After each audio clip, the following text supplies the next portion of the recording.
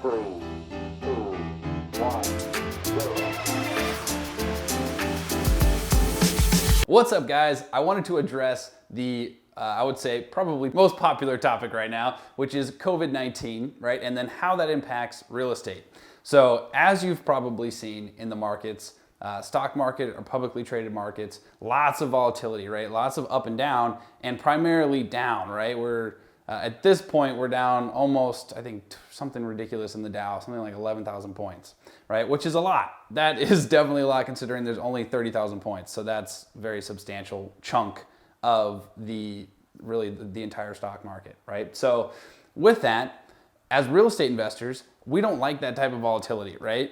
And so how do we maintain smoothness, right? Maintain our business, maintain profitability, cash flow through this process? And then also, how is this process going to impact real estate? And so we're going to talk about that here in a second. And then right after that, I want to cover what you guys should be doing as real estate investors over the next 30 days. So we'll tag that in here as well. The way that we should dive into how is coronavirus going to impact real estate is by looking at the different players in real estate and then understanding their strategy and how they're leveraged, how they're not leveraged, and how they will likely be impacted. All right, so the main players in the real estate investment space, I would say, are builders, fix and flippers, landlords, vacation rental owners, wholesalers, institutional buyers, and iBuyers, right? So I'll dive into each one of these kind of individually here quickly. So builders, right, their main strategy is to buy land when it's cheap. So when the market drops, they want to buy the land plots. After that, as the market's picking back up, demand's coming back around, that's when they're subdividing the lots and building on them and selling them off one at a time. With that, obviously there is a large amount of money required to buy the land when it's cheap, then hold it, right? So it appreciates, they're able to take out more debt and use that along with other loans to fund their new constructions, right? And then once the property sells, they recoup, they pay off the loan, and they obviously reap their profit.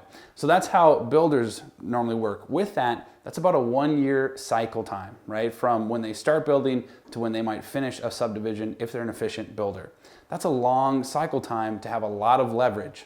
So if something like COVID comes along, right, and causes the market to really soften, the way that would potentially happen, right? And so we haven't seen a softening in the market in the real estate space, specifically in the single family area yet, right? The way that could happen though, is if COVID continues, right, where the whole US is on lockdown, we're not really nervous about the virus, right? The coronavirus, as far as how deadly it is, things like that, that's not what's really that's not what makes anyone nervous from an economical standpoint. What makes people nervous is the siloing and the quarantining of people, right? That doesn't allow them to go to work or doesn't allow other people to go to restaurants, which pays the servers, things like that. So with that, especially with restaurants, different companies that are operating on really small margins, really small profit margins, if they lose a month or two of profitability, that can directly impact if they're able to pay their loans, if they're going to be in default,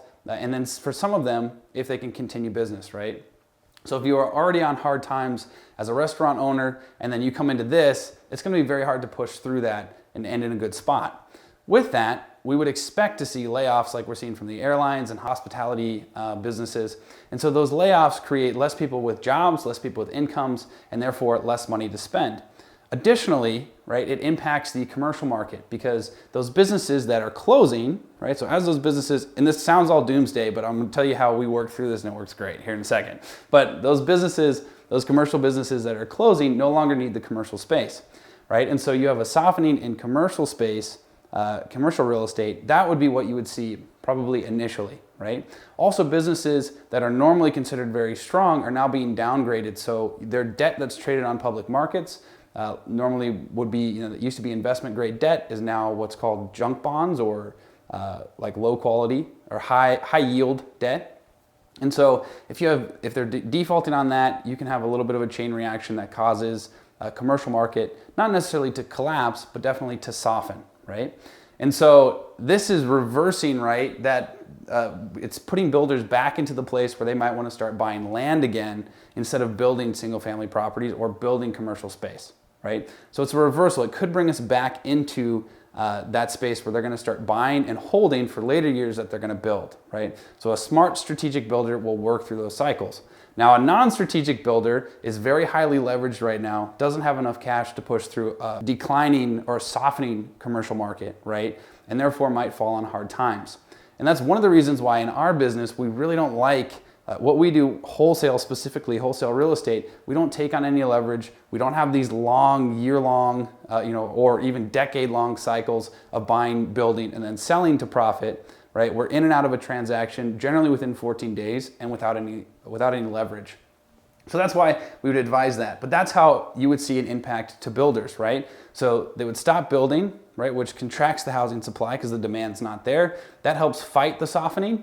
But then that softening also gives them new opportunities to purchase raw land that they can then build on.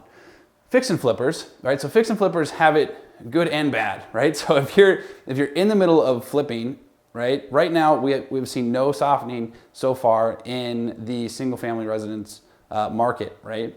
And so whereas a lot of what we were seeing should impact more the commercial space, right? With quarantine, people can't go to work. The single family impact would be more of a trickle down effect. We haven't seen that yet. We would expect to see some repercussions there in that market, but kind of to be determined, I would say at this point.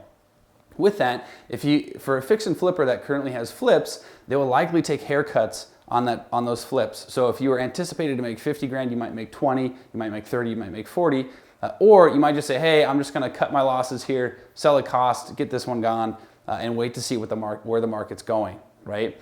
And so the potential loss there is if we do start to see softening in the market and people start to sell cheaper prices and fewer people are wanting to purchase.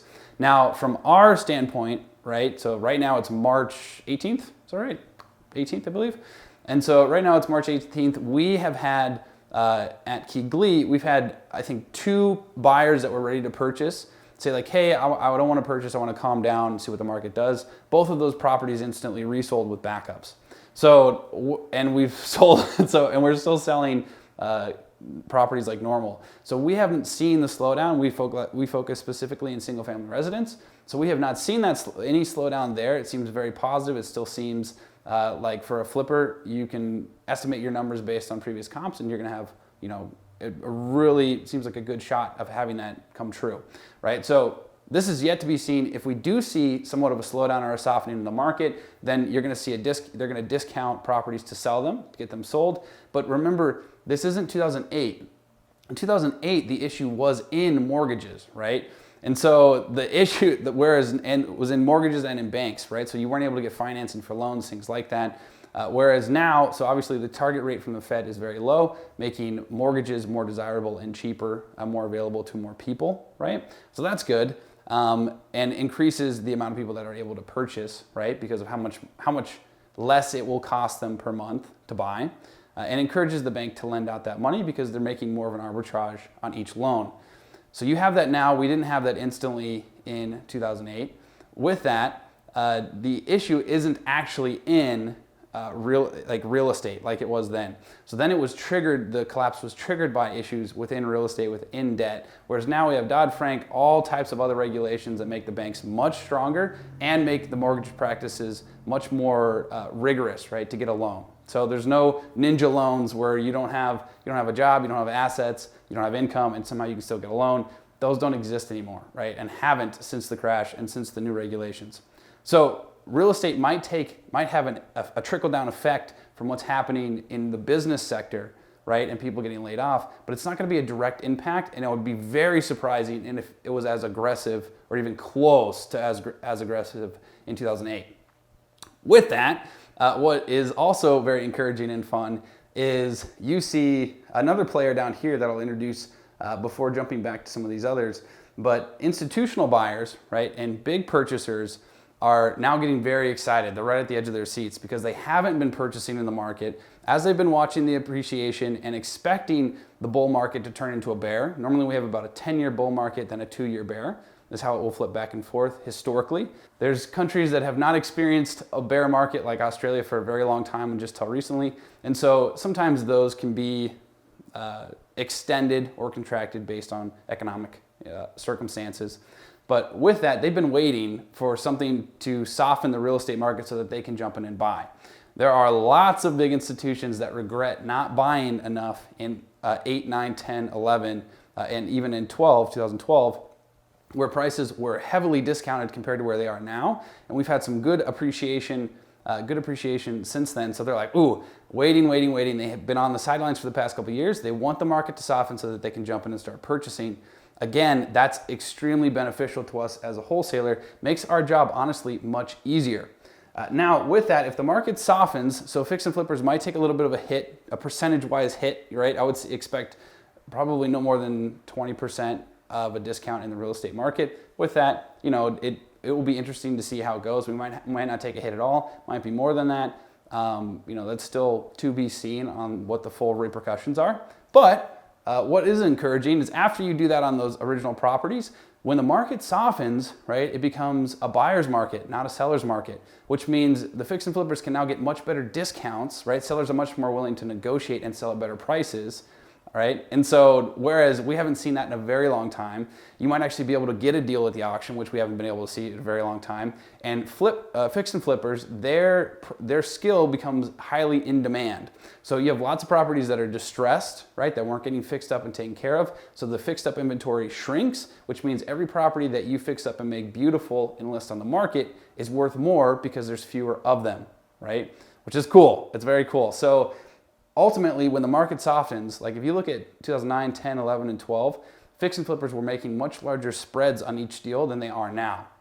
So ultimately, even a softening in the market for a fix and flipper, where originally is not super ideal, it makes their business can make their business much more profitable, which is encouraging and fun. Awesome. And then institutional buyers, when they see that market start to slip, right? They buy on cycles. So they'll buy all the way through the recession, right, up to a certain point, and then they'll sit on the sidelines until it starts to recess again, and then they'll start buying again all the way through. So that's how institutional buyers work, and so that's what's encouraging, right? Maybe some fix and flippers are like, I got a black eye on that last one. I don't want to buy for a little bit. I want to see what the market does. But most of the time, institutional buyers are like, let's go. And so, which is really exciting. We're already receiving those calls from these bigger buyers that have been waiting, saying, hey, are you seeing that the market's softening? It's funny because the calls seem like, first they're freaking out. So they're like, are you seeing the market softening? In real estate, whatever. We're like, no, it seems steady so far. But we'll definitely keep you updated. And we're thinking that they're nervous or something like, all right, well, as soon as it softens, let us know. We're ready to buy, right? And these are institutional buyers. They're purchasing, this can be pension funds, endowments, sovereign wealth funds, and that's hundreds of millions of dollars. So when they want to step in and start buying, they want to buy a lot. Right? And it's super easy on our part as wholesalers when we get a property in to instantly pass it over, sell, same buyer, and create just an easy channel where they're a direct dispo line for us. And we can sell a ton of houses that way, make a lot of money. And we're also able to get better deals because the market softened. So it could be really cool. That's all I'm saying. So with that, so for landlords and vacation rental owners, this can go both ways. Generally, when fewer people are able to work or unemployment rises, right, you have two things. You generally have fewer people owning properties and needing more rentals, right, because they can't qualify. They go through bankruptcy or whatever, they can't qualify for a rental. At the same time, on the whole, you generally see rental rates drop a bit, right, if we move into more of a recession type environment. Not the end of the world, but I would say landlords and vacation rental owners take the biggest hit because if you've got, let's say, 20% drop in value plus now you can only rent for a lower amount or whatever, or your tenant had to be evicted because they can't pay because they lost their job.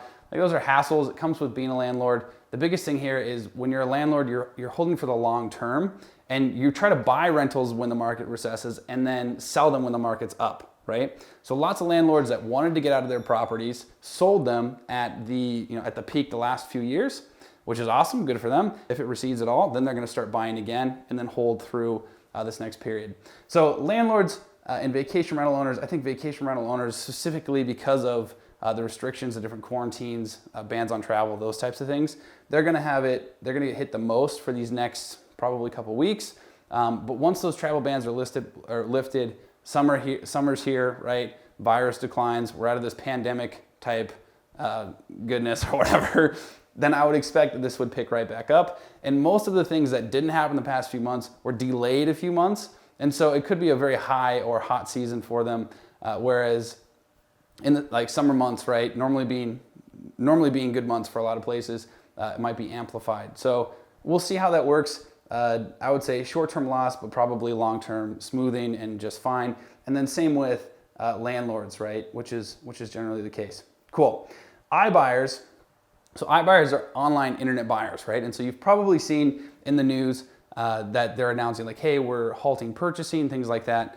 Now, iBuyers come in different forms, right? Really they do. Some of them have very small funds, right? Some of them have very large funds. Now, personally, I am not a huge fan of the iBuyer model. Most of them I think they're very interesting companies, and I think that they absolutely can run profitably, but most of them are getting to that point. They're not currently running profitably. They're still working out the kinks. They took on a lot of VC funding, which I think is awesome and exciting and really cool and very challenging. With that, you take on a lot of VC funding, you take on a lot of debt. You have a lot of debt to service. You have to be very considerate with your cash reserves and resources, especially if you're not running profitably. So that's why they would be halting their buying programs, because if you're not running profitably, you want to stop buying, right? Otherwise, you're just burning through your cash as you expend the debt and different things. So those are very complex models. Everyone runs a little bit differently, but that's why you would see them stop buying at this point, is because they want to conserve cash. They want to sell properties, bring more cash in so they can service their debt, which is oftentimes can be investment grade debt, can be high yield debt, can be mezzanine debt. Some of it's publicly traded, some of it's privately traded, and which is just all over the place. But anyhow, they're running a completely different like dog and pony show essentially, which is a very interesting business, but much differently ran from these other types of businesses. So I would expect them to slow down until they start to see appreciation in the market, right? Because that's part of their model, right? And so if they're staying true to their model, they should stop buying when they see a recession coming. Then once it seems to be picking back up, they're going to start buying again, right? So a little bit different than maybe an institutional buyer's approach and a few others on this board, right? But still good. But if you see those announcements, I would say probably no need to freak out, but that's why they're there. All right, they need to reserve cash to service debt. Cool. All right, with that, now to the last one I'll talk about here, which is beautiful wholesalers. So this is what we do. This is what we run in our business at Key Glee, right? And really what's fun is we are in and out of a transaction in 14 days. We take on zero risk, right? Because we're selling within our inspection period. The earnest money from the buyer covers our earnest money if we have to put any up with the seller. And so we have no risk, and we're in and out of the deal without ever funding it, without ever taking on leverage. So we get to enjoy the ride, more or less, right? Because whereas a fix and flipper, their turn is 3 months, so that's their 3 months to 6 months, so that's their exposure, right? If the market was a certain way at the beginning of the 3 months and it's different at the end, all right, well, they have that exposure that the market might change over 3 months, right? Whereas we're in and out, we can cancel the deal without taking a loss at any point. We have zero of that exposure, or market exposure, right? And so the only time that we fall on hard times is if there's insane amount of volatility in the real estate market, right? Where people don't know what houses are worth, so they don't want to buy, right? At that point, honestly, most of the time we're still selling to institutional buyers. That's when they start to jump in when other people don't. That's also when you get the best deals from sellers because they don't know what their house is worth and they just want to get it sold because it might go lower.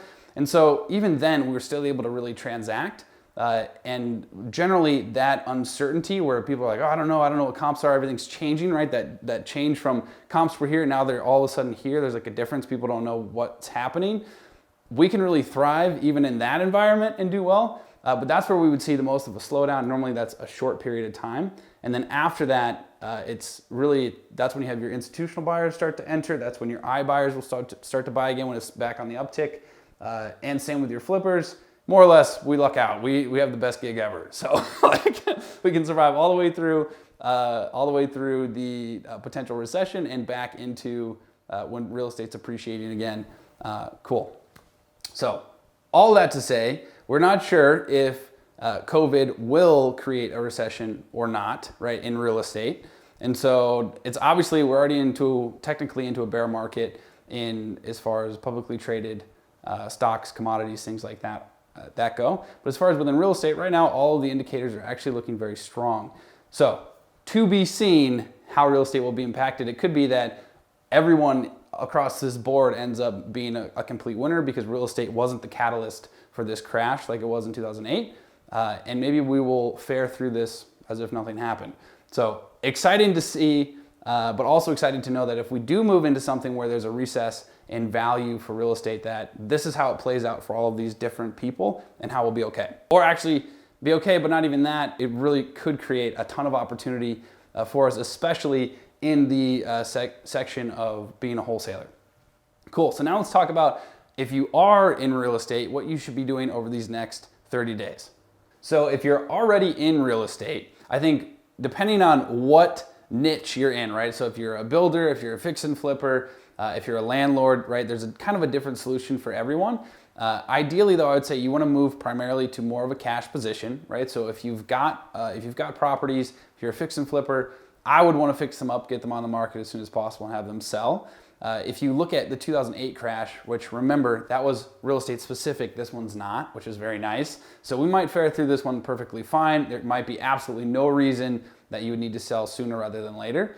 But I like to be, we want to be good stewards. We want to be prudent with the way we run our businesses. So if you look at it though, even in 2008, right, where we had the initial issue, the LIBOR rate spiked, right? We had Bear Stearns, all that fun stuff, right? Everything seemed to be fine after that. And so the market dipped originally and then picked back up over the summer months, right? And so we might experience something like that. And then later that year is when it actually really went down, really got hit hard when Lehman Brothers collapsed, right? And all the frothiness in the credit markets and everything else. So with that, there was that awesome little grace period where you could sell, get out of properties that you were in, and move more to a cash position. So if you are leveraged right now, I would do that. And then I would switch to more of a quick turn wholesaling model, right? Where you don't have that additional leverage. You've got cash stockpiled. If the market seems to be completely consistent and fine, then sweet, you can go back to investing that money again. If the market turns out to be a little bit frothy and it starts to recess, then awesome, it's recessed, you were all into cash, you didn't take that hit on when it started to slide down, and then you've got plenty of cash to buy at the bottom, right? So I would say if you are leveraged, or if you do currently have properties, move more to a cash position and sell things off, and then move to a wholesale model, honestly, where you don't have that risk until we feel very, very, even more comfortable than we already do that the market's consistent.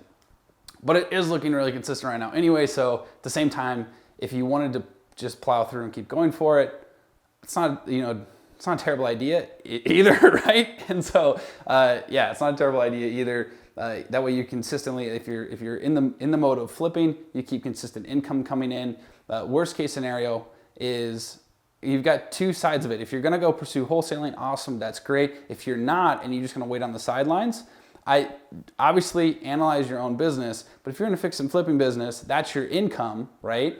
I would rather take a hit on one property at the end when the market does recess than hold in cash for 2 years, right? Let's say the market's perfectly fine and it's good for another freaking 5 years, but then I sat on the sidelines for 5 years and didn't make income. That's not a good business move for me as a flipper.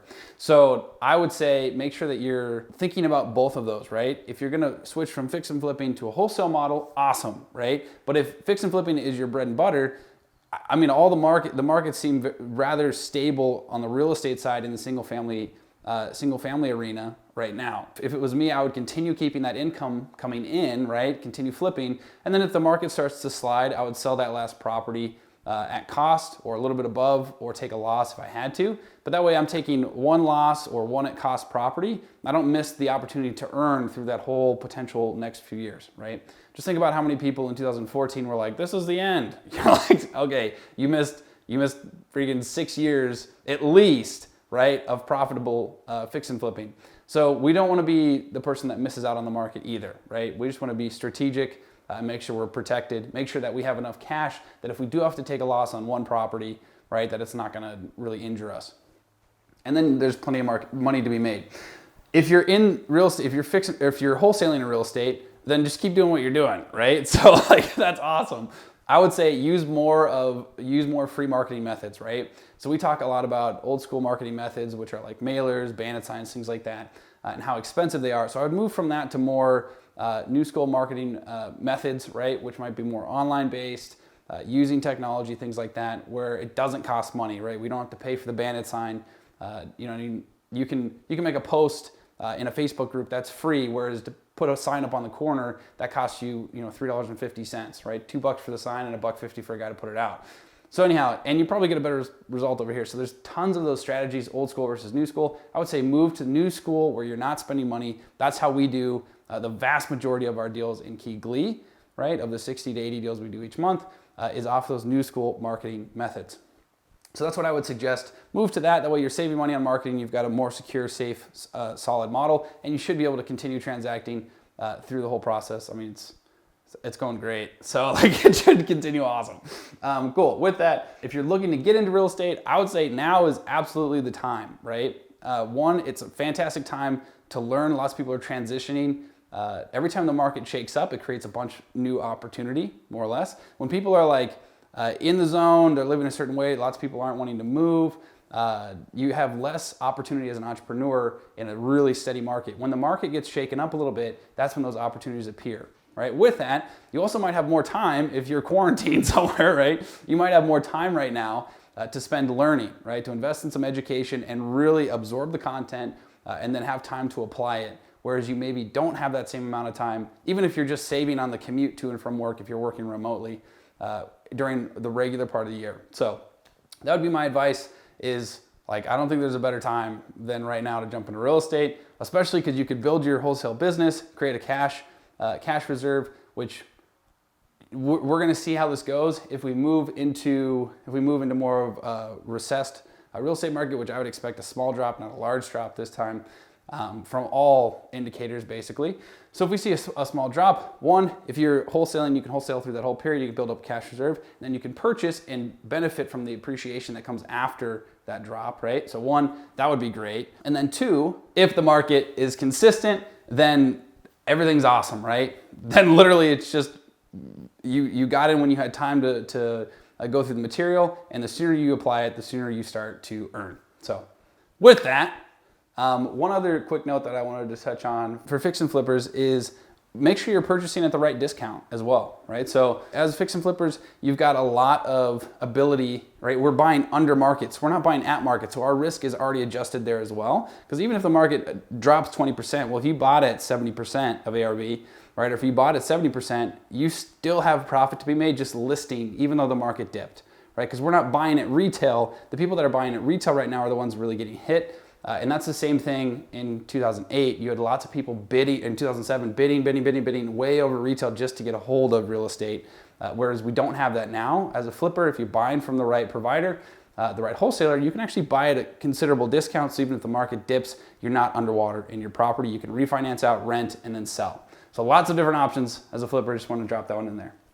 Cool. But yeah, if you're looking to get into real estate, absolutely, now's the time. Apply yourself, get some good training, go through it, start wholesaling. Anyhow, that's it for this video, guys. Thank you for watching. Please subscribe, comment with any questions that you have. Also appreciate you guys liking the video. It means a lot. So you guys rock. I will see you next week for some more free training and love to hear your stories, how this is helping your business, helping you guys do more deals and make more money.